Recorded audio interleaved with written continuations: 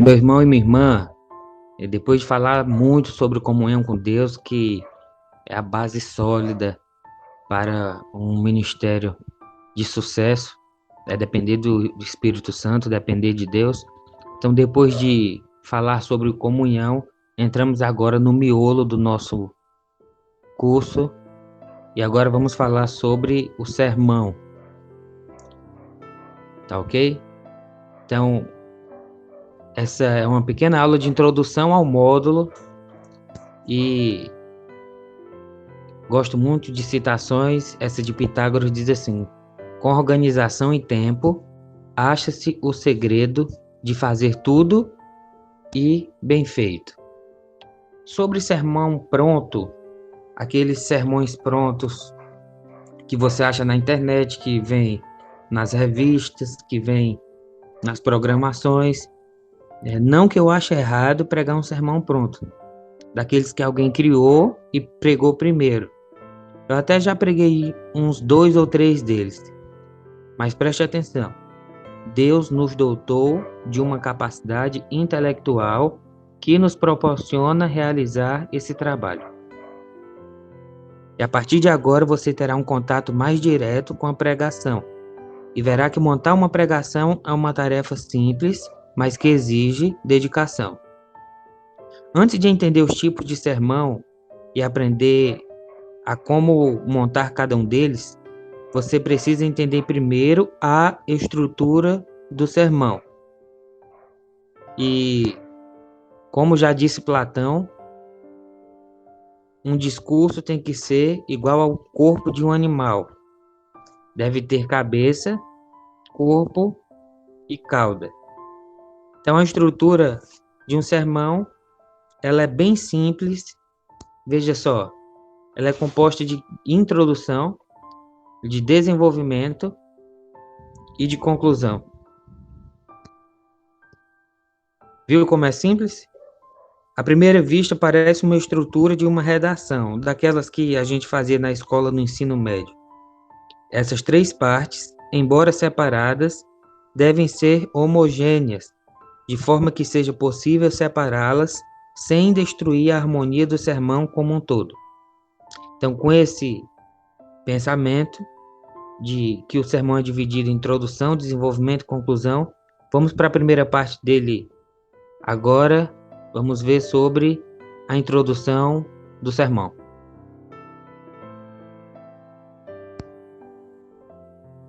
Para começar, eu queria ler esse versículo, Mateus 7:24.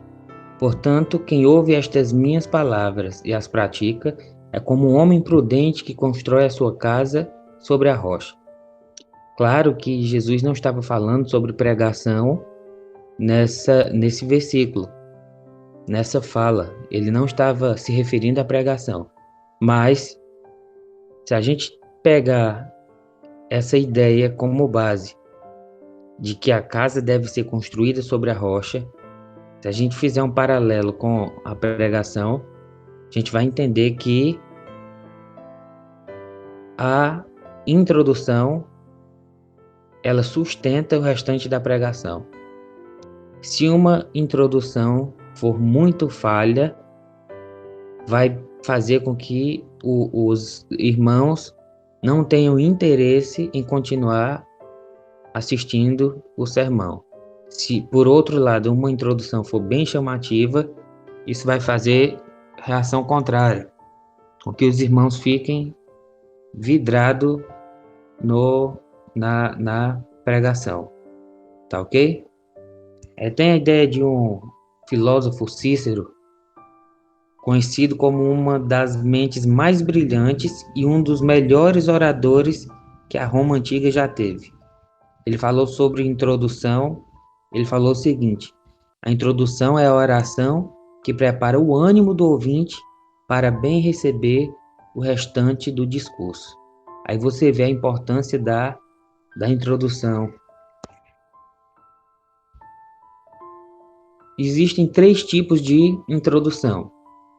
Para que o nosso estudo fique bem didático, eu separei em série de 3 tipos de sermão. Você vai ver mais na frente.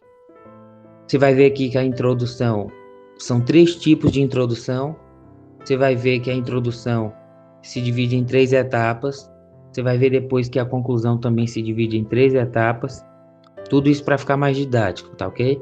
Então, os 3 tipos de introdução que existem são esses. Primeiro, introdução direta.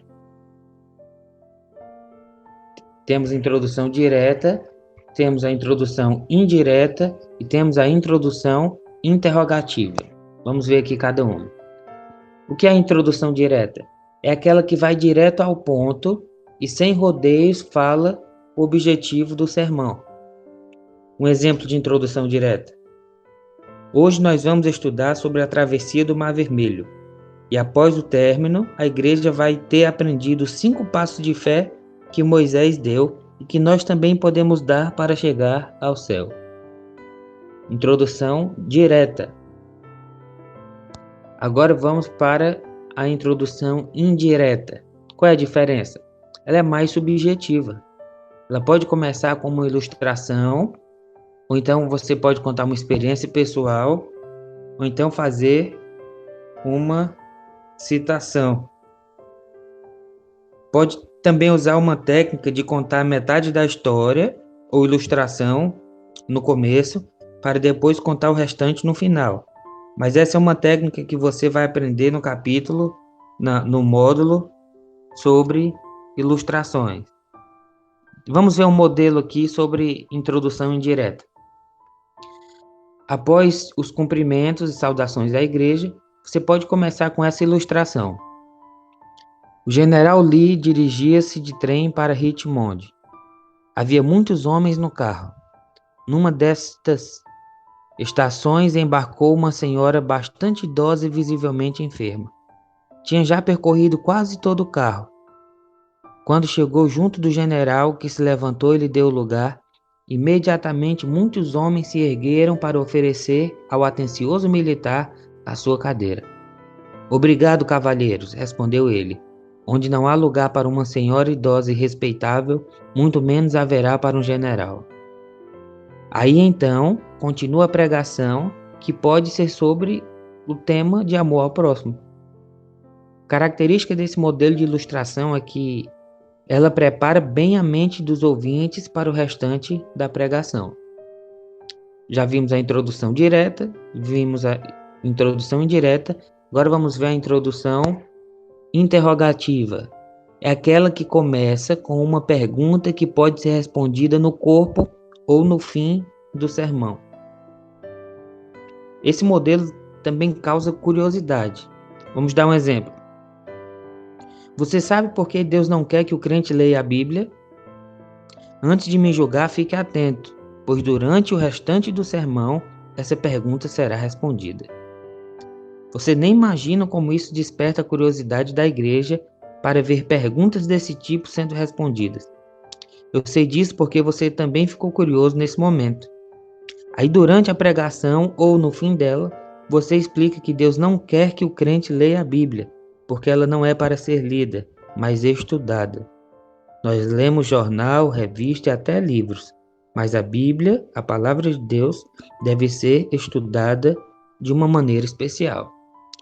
Já vimos os 3 tipos de introdução e agora nós vamos ver as características de uma boa introdução. Uma boa introdução, como é que ela deve ser? Primeiro, ela deve ser bem preparada. Não pense que só é necessário gastar tempo no corpo do sermão. Então gaste o tempo que for necessário ao preparar sua introdução. E ao ver as pessoas atentas no restante do sermão, você perceberá que valeu a pena. Escolha uma das 3 que você acabou de ver, busque ilustrações ou histórias que te apoiem e dê o seu melhor. Outro ponto é que a ilustração ela tem que ser apropriada. A introdução tem que ser apropriada. A introdução tem que se adequar ao tema ou assunto de que a pregação vai tratar. Por isso, muito cuidado ao escolher as ilustrações, histórias ou citações que você vai usar na introdução. Uma ilustração sobre amor não combina com uma pregação sobre fé. Outro ponto, uma introdução ela tem que ser modesta. Em uma introdução, nunca prometa mais do que você pode cumprir. Um exemplo, na noite de hoje os aleijados irão levantar. Todas as suas contas serão pagas e nunca mais você vai ter problemas. Jamais deve acontecer isso. Outro ponto, deve ser breve. Muitos pregadores confundem a qualidade de uma introdução com a duração da mesma. Ela pode ser boa e ao mesmo tempo breve, e é assim que deve ser, senão os ouvintes ficarão impacientes. E ela também tem que ser clara. Clara também é diferente de falar demais. Seja claro e o mais transparente possível. Então já vimos os 3 tipos de introdução, já vimos como uma introdução deve ser, e agora a gente vai ver o que podemos evitar em uma introdução. Ok? Como uma introdução não deve ser? Primeiro, você não deve se desculpar durante a introdução. Evite ao máximo pedir desculpas. Preste atenção, isso não é falta de humildade. Evite ao máximo pedir desculpas, pois agindo assim, o máximo que irá conseguir da igreja é compaixão e piedade. E nesse momento, o que tem que conquistar dela é simpatia e confiança. Outra coisa para evitar na introdução, sensacionalismo. Hoje vou te ensinar como orar em línguas até que você seja arrebatado. Isso pode causar um efeito negativo. Terceiro, excesso de humor. O púlpito não é lugar de brincadeira e nem de contar piadas. Não confunda descontração com irreverência. Lembre-se que um pregador é mensageiro de Deus e não um comediante. Quarto, excesso de humildade. Soa mal ao ouvido dos ouvintes. Vamos supor que você domine bem um assunto e por conta disso você foi convidado a dar uma palestra ou fazer uma pregação. Aí você começa assim: me pediram que eu falasse sobre esse assunto. Logo eu, o mais humilde e sem preparo de todos. Não, isso também não pega muito bem. Quinta, expressões rotineiras. Evite aquelas expressões decoradas que todos falam e sempre ouvem como: é com profunda emoção que aceitei o convite. Ou, chego até a ficar sem palavras de tanta alegria. Essas frases feitas, no final elas soam mal. A introdução, como já sabemos, é uma das partes mais importantes e você tem que dedicar atenção a ela.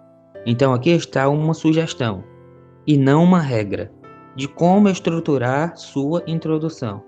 Não esqueça que ela tem que causar um impacto positivo e deixar um tom de simpatia e curiosidade no ar. Então vamos lá. Primeiro passo, saudações. Aqui você vai cumprimentar e saudar a igreja. Lembrando, cuidado com expressões rotineiras. Segundo ponto, o objetivo do sermão tem que ser passado. Fale um pouco sobre de que se tratará o sermão. Evite a palavra sermão ou pregação. A expressão nosso estudo cai bem. Alguns pregadores falam o título do sermão nessa hora, e muitas vezes fica muito bom. Lembrando que o título não é a mesma coisa que o tema. Terceiro passo, antes de ir para o desenvolvimento, conte uma ilustração. Conte uma boa ilustração para despertar a atenção e simpatia do público. Isso vai preparar a mente deles para receber o conteúdo do desenvolvimento. Ao invés de contar uma ilustração, você pode também passar um pequeno vídeo para a igreja, desde que contribua para o contexto do sermão. Só uma observação. Na pregação expositiva, essa ilustração que eu indiquei agora na introdução, ela pode ser trocada por uma citação ou uma notícia ou um pequeno vídeo. Isso porque as ilustrações serão bem usadas no desenvolvimento do sermão. Mas isso é assunto que nós veremos mais na frente. Então espero que você tenha gostado dessa aula e vamos seguir em frente para a aula sobre o desenvolvimento do sermão.